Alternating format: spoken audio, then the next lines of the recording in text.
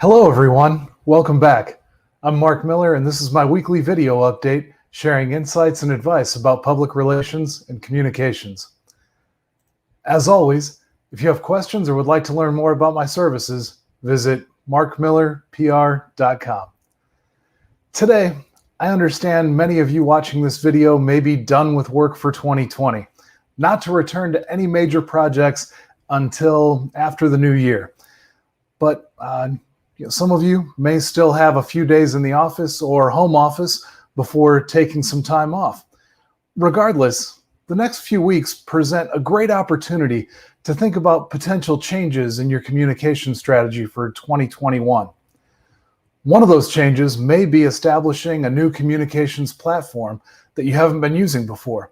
Perhaps you're thinking of launching a new website, maybe a podcast.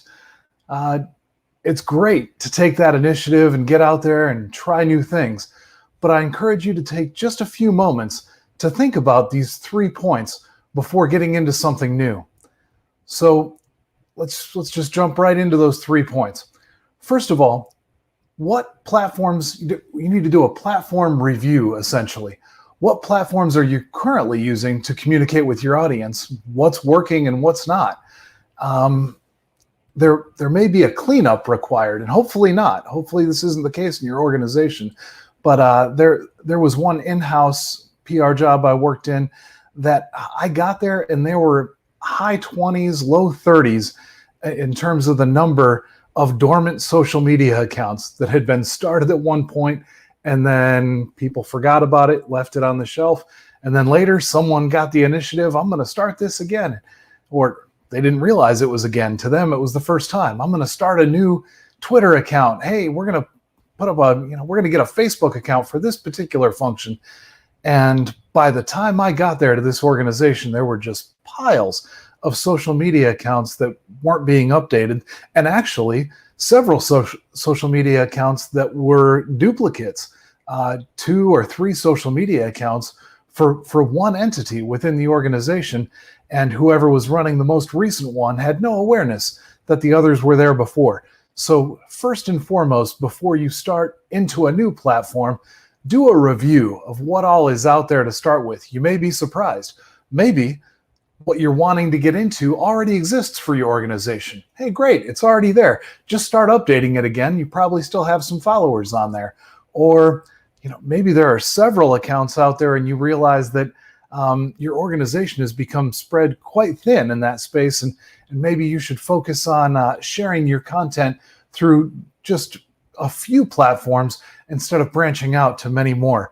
So the analogy I use here at this time of year is that social media accounts and new digital communication platforms can be a lot like toys at Christmas. We all get really excited about them for a little while, but after a while they end up in the corner collecting dust. So that doesn't do us any good. And worse, that's public. When people go out to search for your organization, they're finding these things that haven't been updated in years.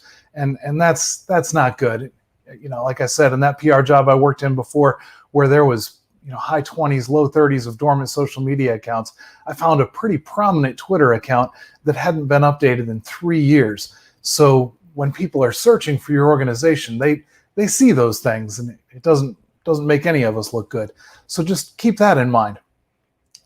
Number 2, take a look back at 2020 on your current platforms and ask yourself a few questions there. Did you provide quality, engaging content on there? And would you benefit more from putting more effort into a new platform, or taking that effort and reinvesting it into some of the platforms you're already on? Do you see some room for improvement there, that maybe the effort that a new platform would take away, then are things only going to get worse on the platforms you're already on?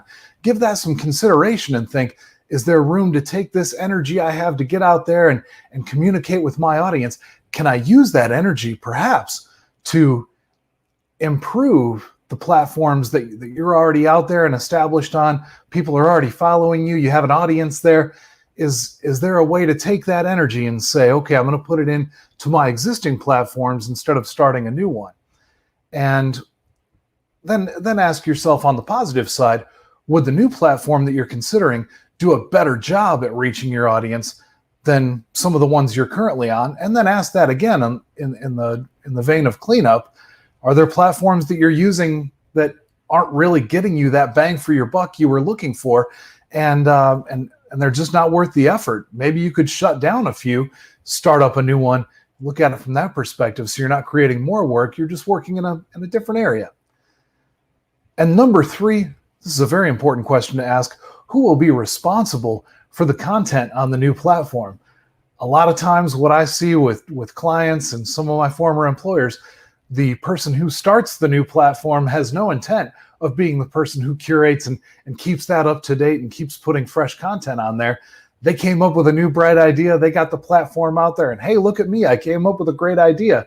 But really ask yourself, who's going to be responsible for the content on this new platform?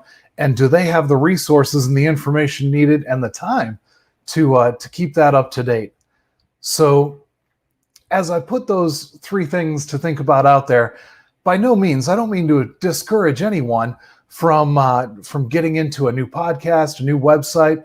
Heck, as these things are low cost, there's low to no barrier to entry. Sometimes there's no cost at all. It's fun, it's engaging. So by no means am I saying don't start that new podcast or launch a new website or get into Twitter if you're only on Facebook and Instagram right now. All these things are great, and I don't discourage the initiative of getting into them. But just to recap, 3 questions to ask before you do is to do that platform review. What all platforms am I already out there on, and how do those look right now? In that vein, how do those look? Number 2, look back at 2020. How did you do on those current platforms? Do you need to put the effort into those existing platforms before starting a new one? Or are there some that you've really been going all out on that just aren't giving you the results, that it's time to cut your losses and say, maybe it's time to delete that account? And 3, who will be responsible for the content on the new platform? So take those 3 things into account. And after doing that, if you still think, hey, this is the right move, we need to start a podcast, we need another website. The 2 websites our organization uses are for these two specific things, and we need a third.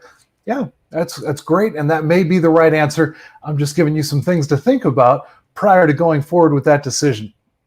Because with low to no cost, no barrier to entry, there's really no reason not to get into these things besides those 3 bullets I already just discussed.